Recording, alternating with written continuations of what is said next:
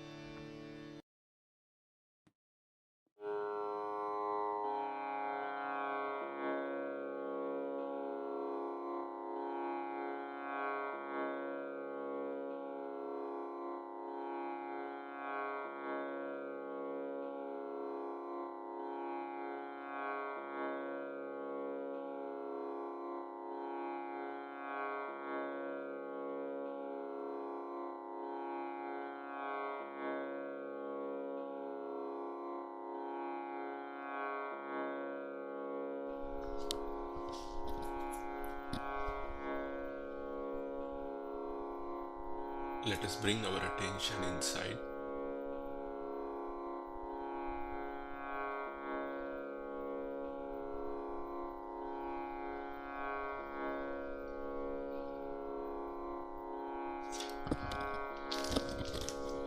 Let's keep our left hand on our liver.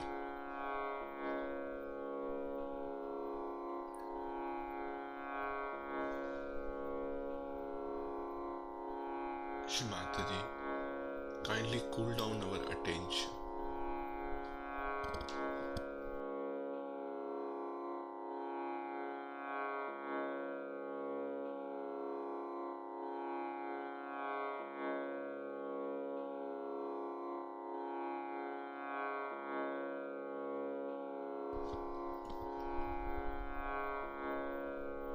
Kindly remove all the impure attention.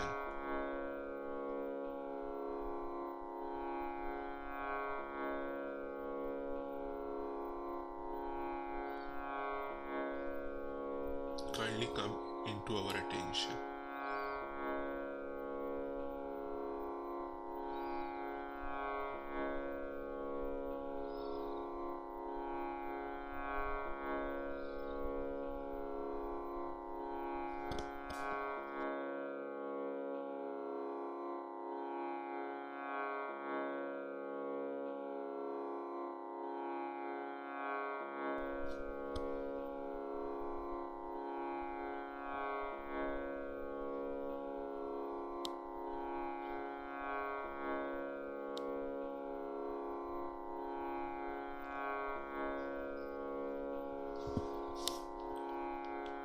Left hand back on the lap.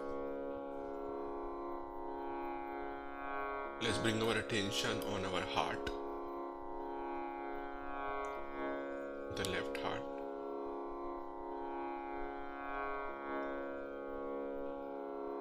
I am a pure spirit.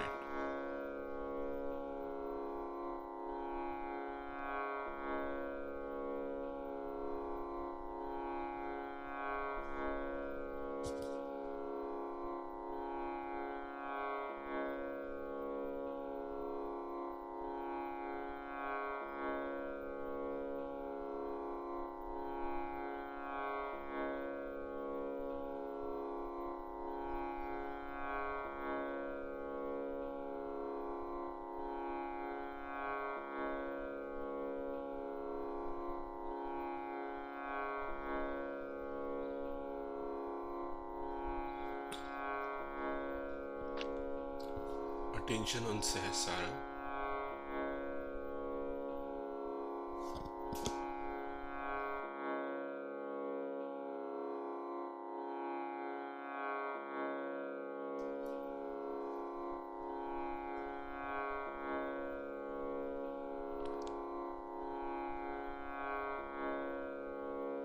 Shri Mataji, kindly establish our self-realization.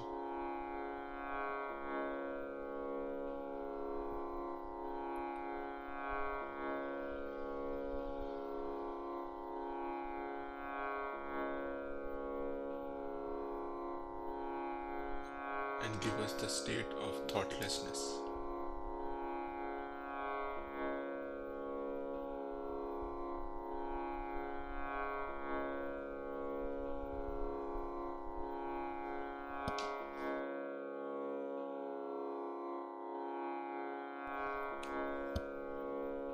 Now let us listen to Shri Mataji's speech.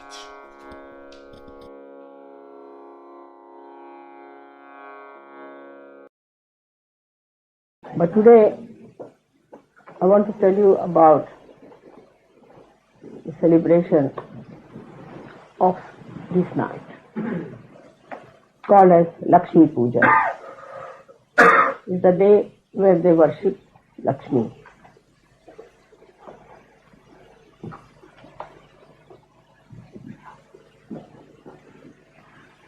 So one has to understand that Lakshmi represents the power by which we evolve.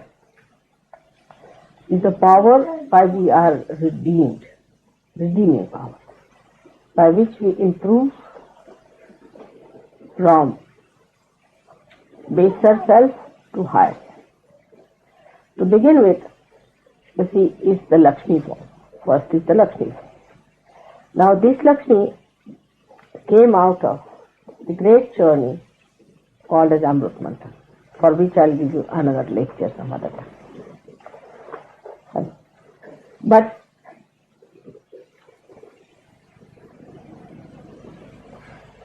this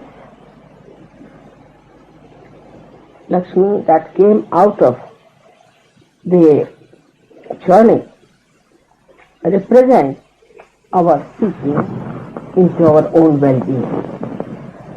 So first of all, we have basic seekings like food. In the animal phase, we seek food, and with that seeking only we developed into sometimes very cunning animals, sometimes very ferocious animals, and sometimes very timid animals. because they could not find food, so they had to hide and slay animals.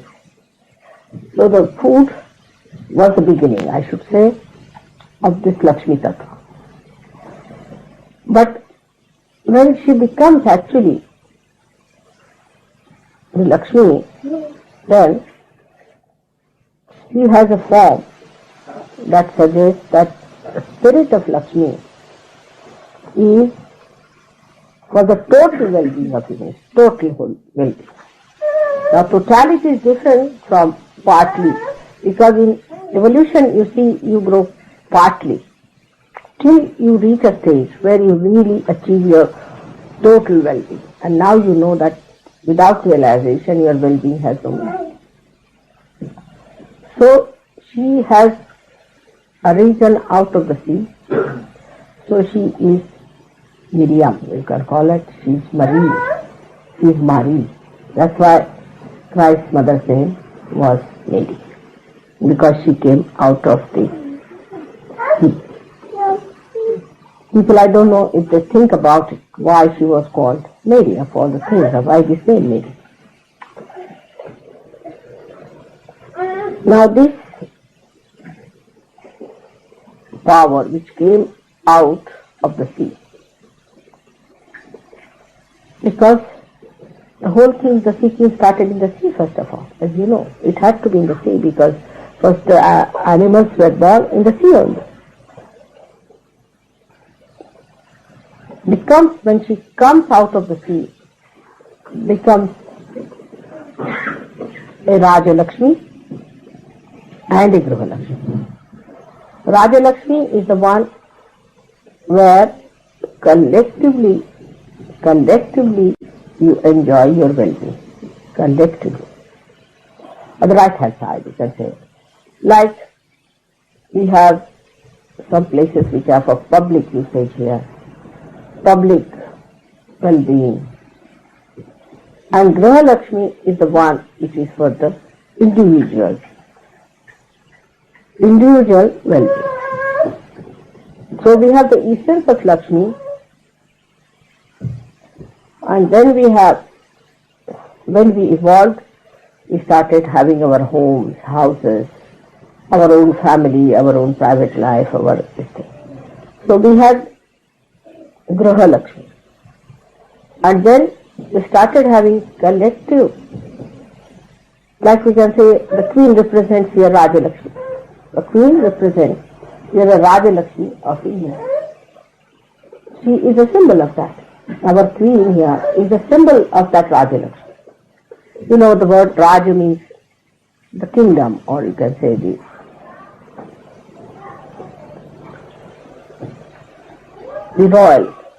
royal side of the reality. So when the Lakshmi is a regal Lakshmi, she is for collectivity. So the queen doesn't live for herself, she lives for all the collective beings. In the same way, the Raja Lakshmi is the one that is for all of us. For example, this place we got here is through the blessings of Raja Lakshmi. She gave us this. Her power gave us this place to live. Because you are also a yogi, you are the epitome of evolution, you are the highest people in the evolution, you are the ones who are looked after by God, you are the most important people. It's true. And you must be provided for. You should have no problem of money, you should have no problem of housing, you should have no problem of anything. So it is she, the Raja Lakshmi, who gives you all this. Then you have your wife as Griha Lakshmi. So we have to have a wife as Griha Lakshmi. These two things one should understand very, very clearly, because we confuse them. Wife is a Griha Lakshmi, is the one, she is the goddess of the household. Now she has to be the goddess also. I mean, she just doesn't become goddess just by becoming. You have to become again. You have to become the goddess. And the goddess of the Griha Lakshmi is, you can say, that the deity of the Griha, of the house, is the Griha Lakshmi. Now this deity must become one with the housewife.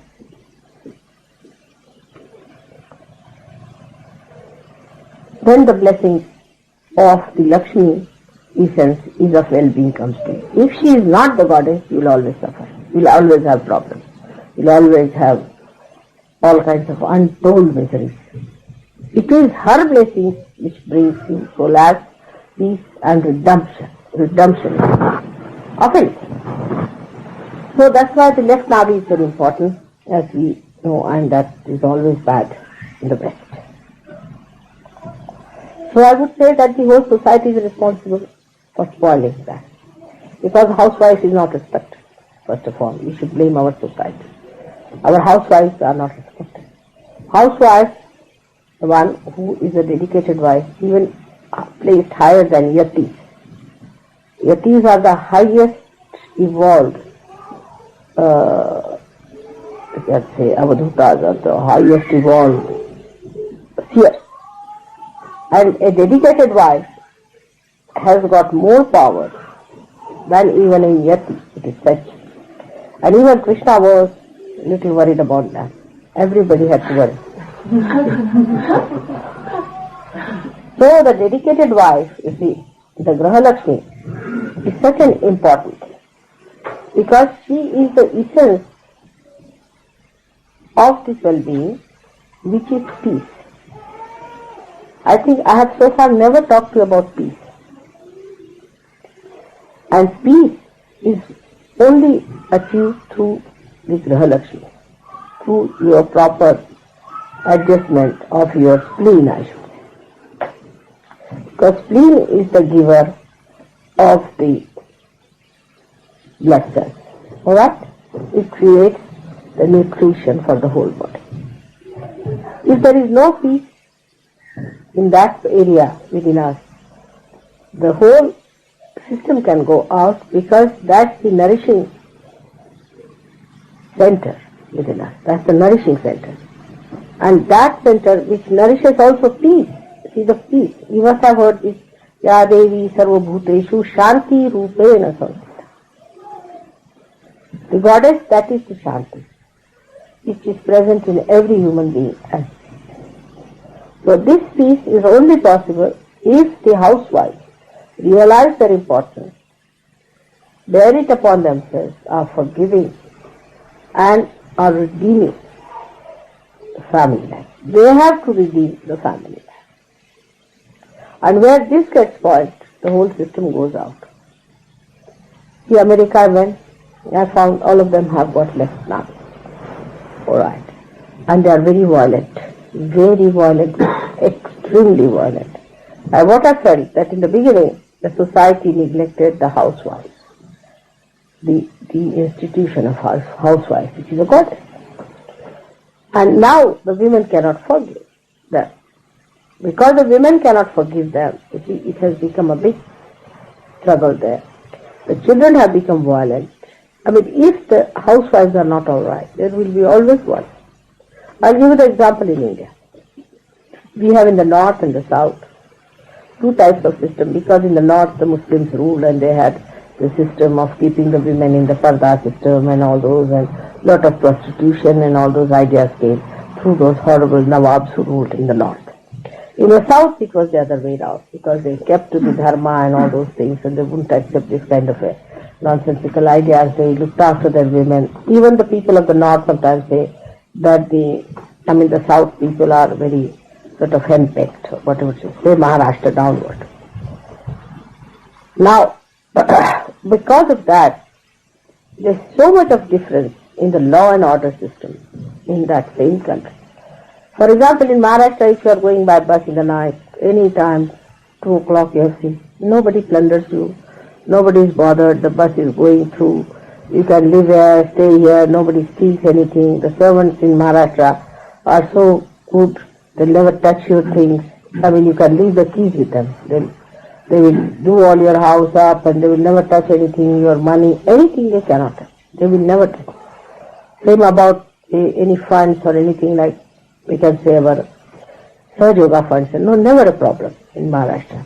Say puja funds and all that, all these things they understand. But the main thing is the housewife in Maharashtra is an important thing, very important. So in the house, she is the lady and the Lord is outside. Whatever she says goes. But when it is the other way around, everything goes upside down. It can never be blissful. But that doesn't mean that the woman should also say outside as well as inside. I mean, the woman should not interfere with the husband's work in the office, should not dominate there, like so many these women like Chiang Kai-shek's wife did and all these people did. That's not necessary. She should be a support. But in the house, she is the one who should be respected. She must be respected in the household. Otherwise, there cannot be auspiciousness, there cannot be peace. And peace is the gift of Grihalakshmi. Now some people may say, oh, it's alright, they are not having a good time, the wife is bad, but she's got money. Money is not Lakshmi. This confusion must be absolutely removed from your mind. Last time I explained to you what Lakshmi is, but you can go through again that tape if you want to, but I'll tell you for short, that Lakshmi has got 4 hands. And she stands on a lotus. And she's a body which is, I mean, not a slim type of a body, but she has a substantial body, but she stands on a lotus. Means wherever she lives, you see, she doesn't show her presence by saying she is so beautiful that she adjusts herself even on a lotus. She doesn't exert her weight like cheap women do. Anywhere they go, they'll say, oh, I don't like this, and I like that, and I would like to have this, and I would like to sleep in a place like this, and I like this type of thing. So the first quality of a woman who is a Lakshmi is adjustability. No one feels her. When she is there, nobody feels. Only thing they can feel her fragrance like a lotus. I mean, that's the sign of a woman who adjusts herself. She is not bothered about her own life, but she is bothered about others. Now we had a very funny incident. We had a lady from Germany, and I told them that it's better that the girls should wait till the boys have their food, look after them, and then the girls can have their food. It's better. And she felt it right. On the contrary, it is invariably done in India, invariably, that the woman will always wait till the husband finishes the food because she can look after him better. I mean, it's a privilege. It's more mature that you can look after your husband, that you can look after your children. It's your job. You are responsible for it. You are the lady of the house. You are supposed to do it. Like Rima told me that here nobody asks you for food or anything. Everybody is eating whatever they want to eat. They go and eat anytime they want. They will eat anytime and they go on eating and eating and eating. Nobody asks that you come and have food or anything. That's done in India. So she said, I waited for a day. Nobody asked me. Then I said, I better take something for myself. So the ladies have to take up upon themselves that they invite people, ask them to eat and cook for them specialty. You see, this is the job of a woman. She has to develop these qualities, a womanly quality of feeding men, looking after them when they come to their house. She should not make faces and try to show this is my private house, nobody come in the house. She should be the one who should welcome more than the husband should. She should be the one who people should feel closer to, like the brothers and sisters of the husband or relations. She should be the one who should give that feeling of security, of peace and of welcoming the guest. It is her job. Then she becomes the Lakshmi. So the well-being is not only that you have money. So what happens with her? The well-being part of it, that she has in one hand is like this. That means that with one hand it should flow. Just it should go. She must pay. She must pay. She must pay. And she should not demand at all. Others should say that you must have this.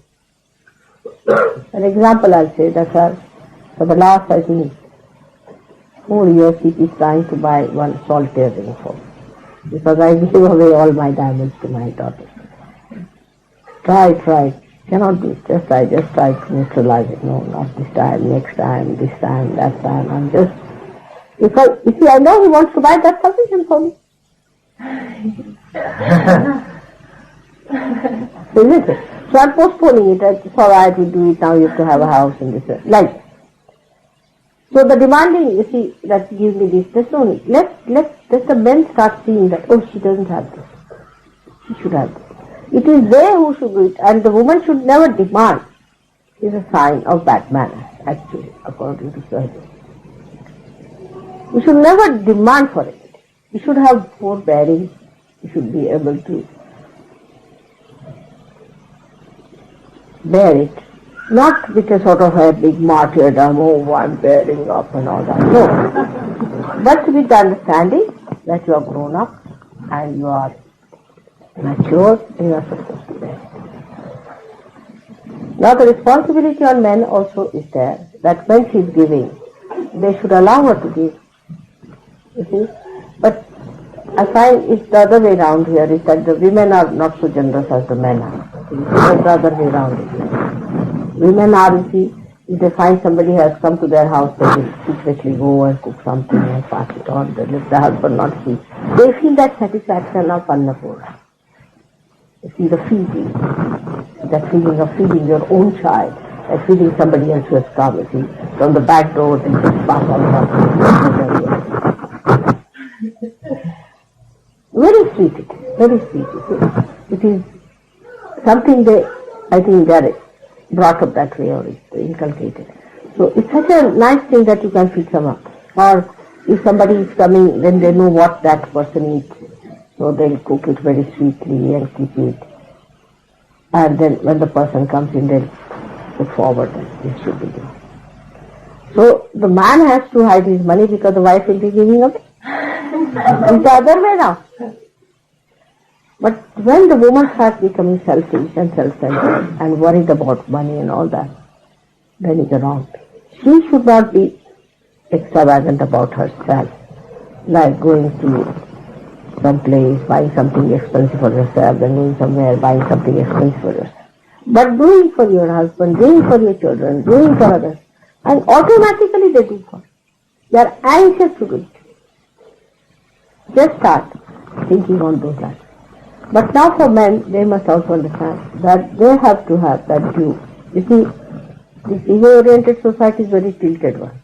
If you just say, all right, do what you please. You have this money, you spend this money. Then the men, you see, they can just take it for granted. Ego-oriented, you see. They can just take it for granted and say, all right, then don't give her anything. So, when the mutual understanding is not there, when there is an imbalance, then these things come up. But in Sahaja, we should understand. You have to look after your wife, her needs, everything. You have to give her due respect. You are never to insult her in the presence of others. It is absolutely forbidden.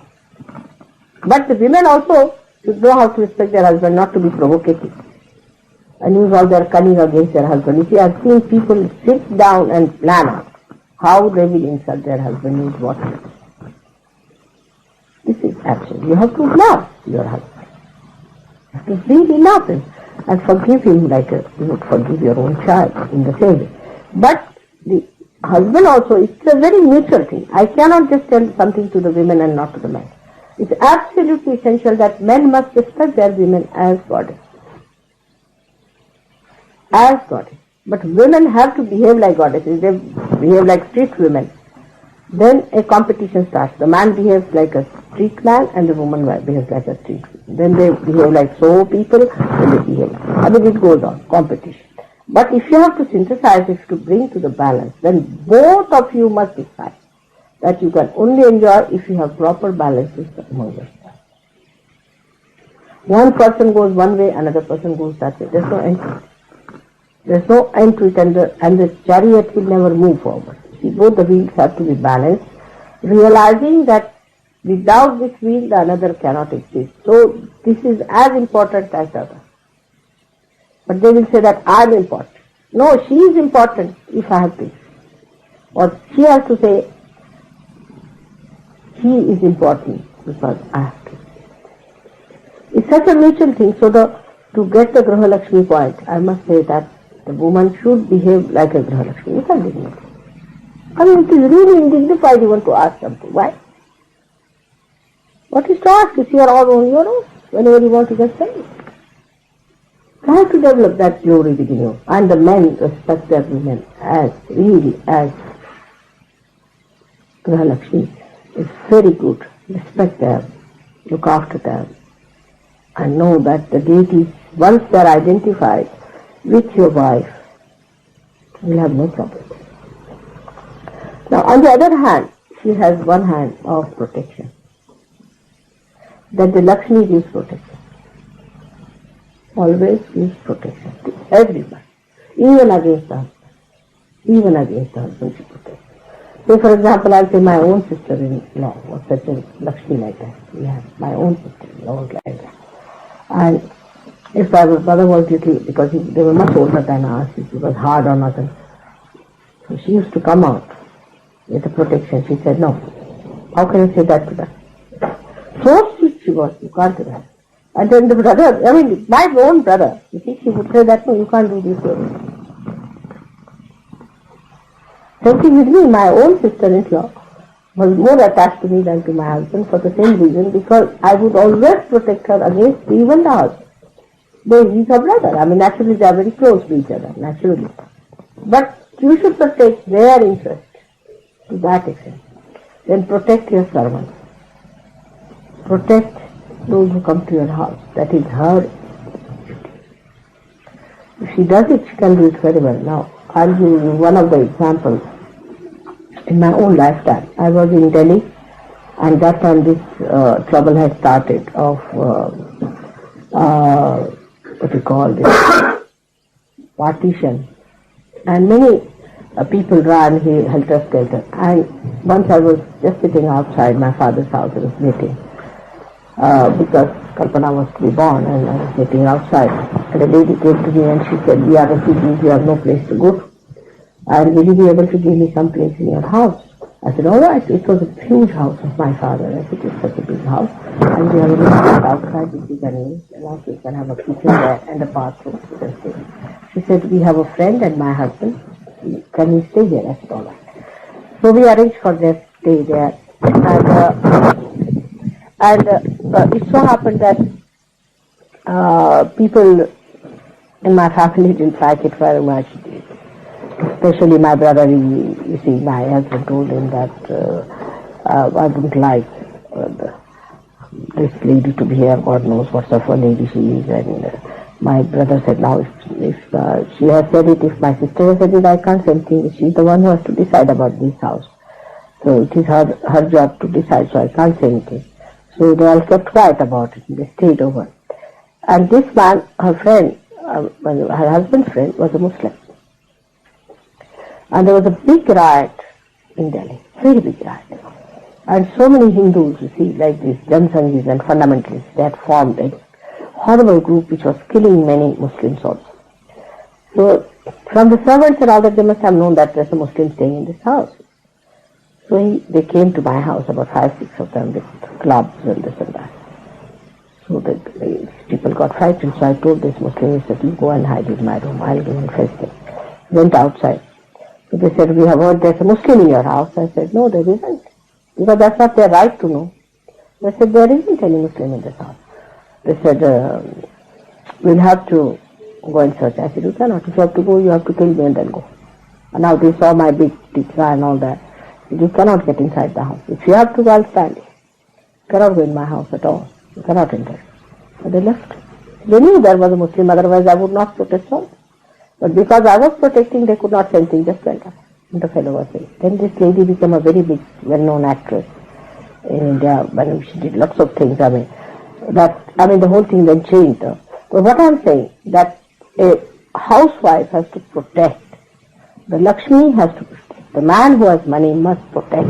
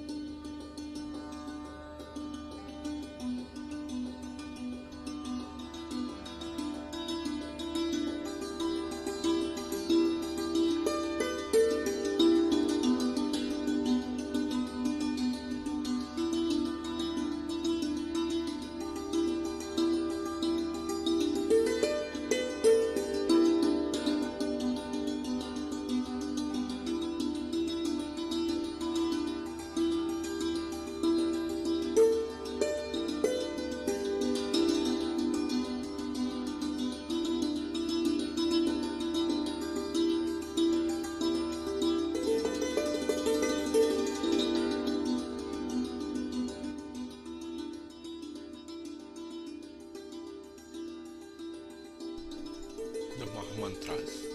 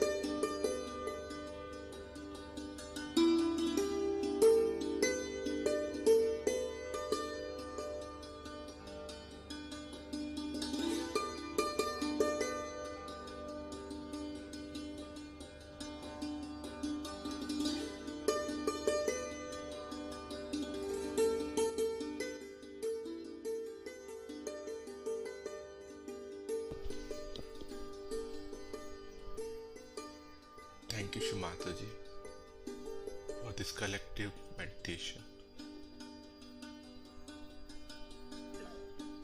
Thank you for all your blessing and giving us peace and satisfaction. Thank you very much. Let's bow down to Shri Mataji and take Bandhan.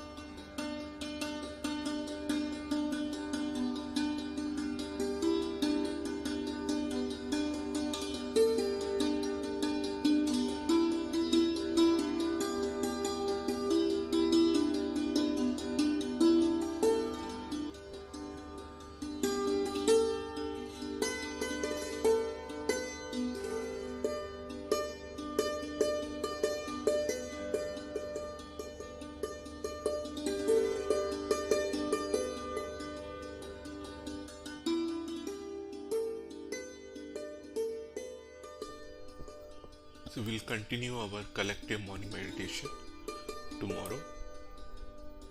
Jai Shri